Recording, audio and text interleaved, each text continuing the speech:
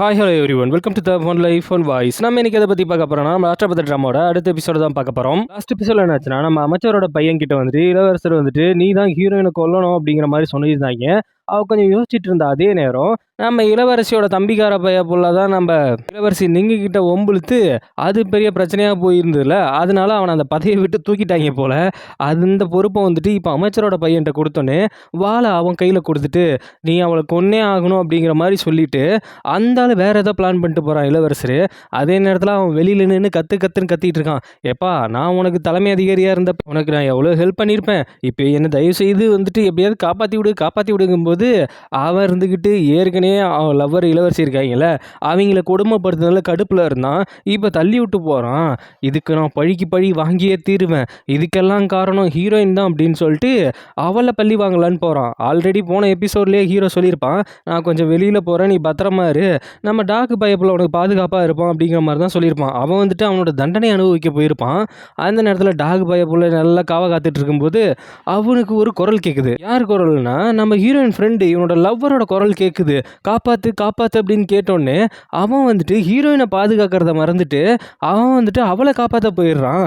இந்த சமயம் தான் கரெக்டான நேரம் அப்படின்னு தெரிஞ்சுக்கிட்டா அவன் யாருன்னா நம்ம மந்திரியோட பையன். அவன் உள்ளே பூந்து ஹீரோயின்ட்ட பேச்சுவார்த்தை கொடுக்க ஆரம்பிக்கிறான்.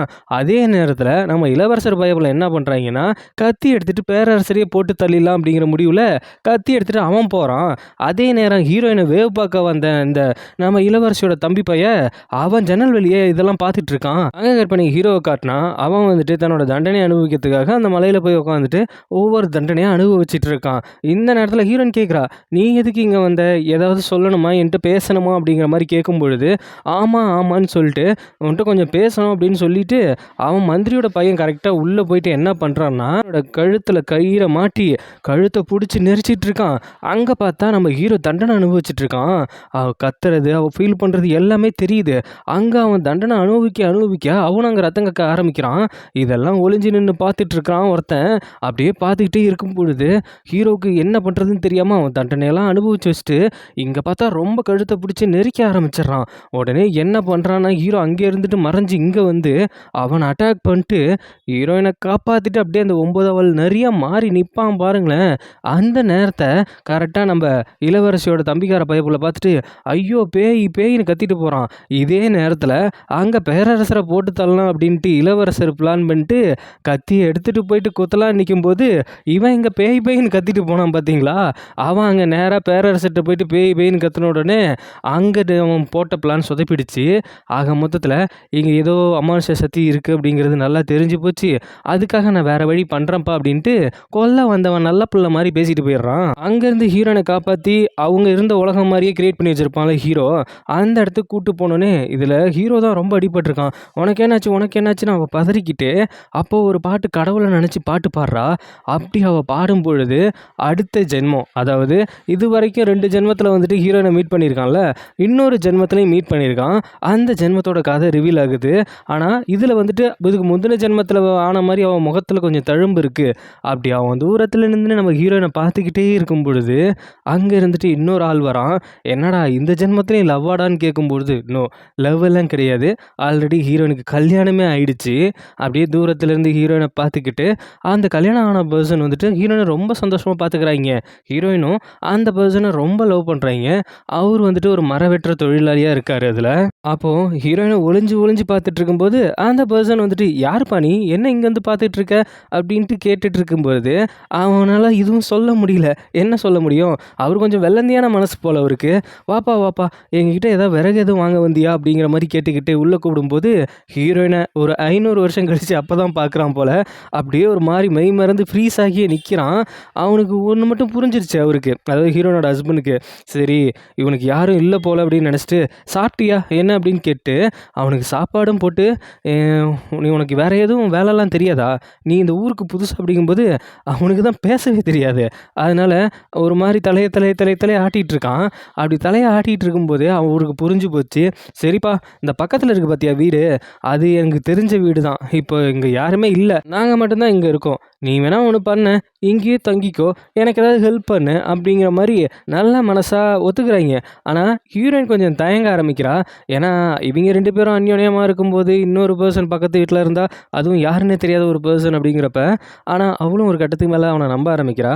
அப்படியே இவங்க சந்தோஷமாக இருக்கிறத பார்த்து பார்த்து அவன் கொஞ்சம் ஏக்கமாக ஏங்கிக்கிட்டு இருக்கிறதோடையும், அவள் இந்த அளவுக்கு சந்தோஷமாக இருக்கால்ல, மற்ற 2 வாழ்க்கை தான் அவன் நினச்ச மாதிரி அமையல, வேற மாதிரி முடிவாக போயிடுச்சு.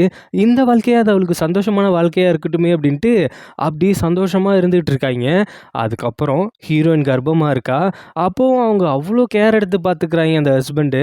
பரவாயில்லப்பா, அந்த 2 லைஃபுக்கு இந்த லைஃப்பில் அவள் சந்தோஷமாக இருக்கிறத பார்த்து எனக்கு சந்தோஷமாக இருக்குது அப்படிங்கிற மாதிரி ஹீரோ ஃபீல் பண்ணிகிட்டு இருக்கான். குழந்த பிறந்து அதை ஃபஸ்ட்டு ஹீரோ கையில் கொடுக்கும்போது அந்த குழந்தைய வாங்குற நொடி இருக்குது பாருங்களேன், அவனுக்கு அவ்வளோ சந்தோஷமாக இருக்குது. அப்படியே அந்த குழந்தையும் கொஞ்சம் கொஞ்சமாக வளர்ந்து கொஞ்சம் வருடங்கள் உருண்டு ஓடுது. இவங்க பக்கத்து வீட்டில் இருக்காங்க. அப்படியே 2 பேரும் கொஞ்சம் அப்படியே ஃபேமிலி மாதிரியே பழக ஆரம்பிக்கிறாங்க. அப்போது வந்துட்டு பையனை வந்துட்டு பெரிய படிப்பு படிக்க வைக்கணும் அப்படின்னு கொஞ்சம் ஆசைப்பட்றாங்க. அதனால் வந்துட்டு அவர் இப்போ இருக்கிற கணவர் என்ன பண்ணுறாருன்னா, நான் மலைகள்லாம் போயிட்டு நிறைய மரங்கள்லாம் வெட்டுறேன், அப்போ தான் நம்ம இன்னும் சம்பாரித்து நம்ம பையனை நல்லா படிக்க வைக்க முடியும், பட்டணத்துக்கு அனுப்பிலாம் படிக்க வைக்க முடியும் அப்படிங்கிற மாதிரி பேசிக்கிட்டு, அப்போ ஹீரோயின் சொல்கிறா, இல்லை அந்தளவுக்குலாம் வேணாம், அவன் இங்கேயே படிக்கட்டுங்கும்போது அவங்க வந்துட்டு அவங்க பையனோட லைஃப்பை பார்க்கறதுக்காக அவர் மேலே மலைகள்லாம் பெரிய பெரிய மலைகளில் ஏறிட்டு மரம் வெட்ட போகிறாரு. அப்படி போன இடத்துல மலையிலேருந்து தவறி விழுந்து இறந்தும் போயிடுறாரு. அப்போவும் ஹீரோ தான் பக்கபலமாக இருக்கான், துணையாக இருக்கான். ஒரு சில விஷயங்கள் அவங்க பேசிக்கலனாலும், அவங்க தூரம் தூரம் இருந்தாலும் அவளுக்கே புரியுது இது சரியில்லை அப்படிங்கிற மாதிரி. அப்படியே கொஞ்ச நாட்கள் ஓடுது.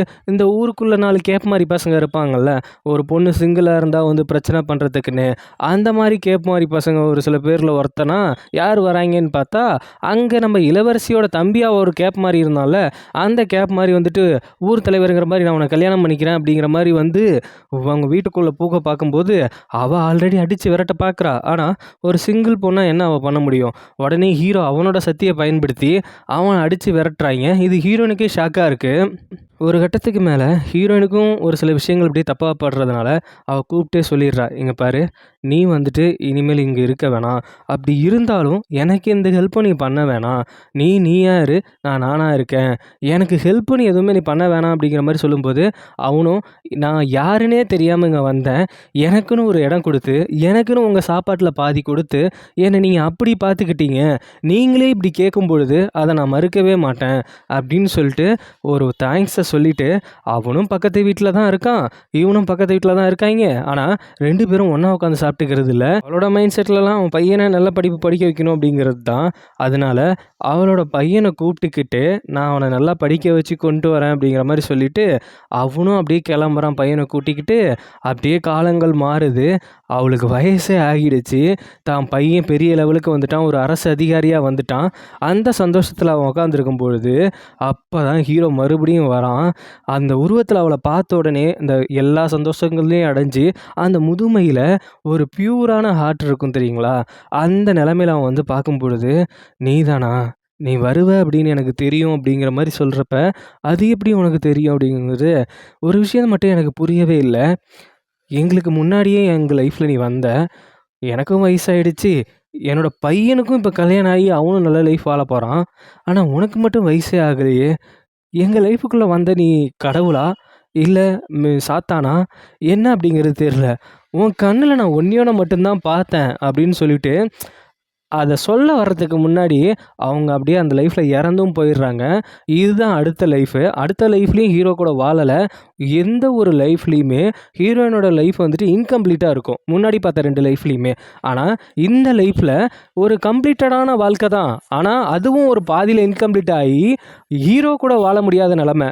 ஆக மொத்தத்தில் இந்த காதல் எந்த இடத்துலையுமே சேரலை அப்படிங்கிற விஷயத்தை காமிச்சு அவன் அப்படியே அந்த பாட்டை பாட பாட இப்போ ப்ரெசண்ட்டில் காமிக்க ஆரம்பிக்கிறாங்க. அப்படி பார்க்கும் பொழுது ஹீரோயின் பாடிக்கிட்டே இருக்கா, அதை ஹீரோ பார்த்துக்கிட்டே இருக்கான். அதுக்கப்புறம் தான் நடந்த விஷயங்கள் எல்லாம் நாய்க்குட்டிக்கு தெரிய வருது. அவன் ஓடி வந்துட்டு மன்னிப்பு கேட்குறான். நான் இந்த மாதிரி பார்த்துக்க தவறிட்டேன், என்னை மன்னிச்சிருங்க மாஸ்டர் அப்படின்னு சொல்லிட்டு அவன் வந்து மன்னிப்பு கேட்குறான். அப்போது நான் எப்படி லாக் ஆனேன், எங்கே லாக் ஆனேன் அப்படிங்கிற விஷயத்த சொல்கிறான். இந்த மாதிரி அந்த புள்ளைக்கு வந்துட்டு ஏதோ பிரச்சனை அப்படின்ட்டு தானே இங்கே ஓடி இருப்பான். அவள் எப்போவுமே அந்த சாப்பிட்ற இடத்துல தானே இருப்பா. அந்த இடத்துக்கு போயிட்டு கதவை திறந்துட்டு வரும்பொழுது அதே கதவு திருப்பி திறந்து அதே ரூமுக்குள்ளே என்னை கொண்டு போய் விட்டுக்கிட்டே இருந்தது. அப்போ தான் எனக்கு தெரிஞ்சது யாரோ என்னை ட்ராப் பண்ணியிருக்காங்க அப்படின்ட்டு. அப்படிங்கிற விஷயம் வந்துட்டு இப்போ வந்துட்டு ஹீரோவுக்கு தெரிய வருது. அப்போ தான் அவன் யோசித்து பார்க்க ஆரம்பிக்கிறான். அப்போது இங்கே இந்த மறைஞ்சிருக்கிற தீய சக்தி யாராக இருக்கும் அப்படிங்கிற மாதிரி யோசிக்க ஆரம்பிக்கும் போது தான் அவனுக்கு ஒரு விஷயம் ஸ்ட்ரைக் ஆகுது. அது என்ன அப்படிங்கிறத உங்களால் முடிஞ்ச கமெண்ட்டில் சொல்லுங்கள். இல்லைனா அப்படியே எபிசோட் போகிறப்பே நம்மளும் பார்ப்போம். இந்த எபிசோட் முடியுது. இதுக்கப்புறம் என்ன போகுதுங்கிறத நம்ம அடுத்தடுத்த எபிசோடில் பார்ப்போம்.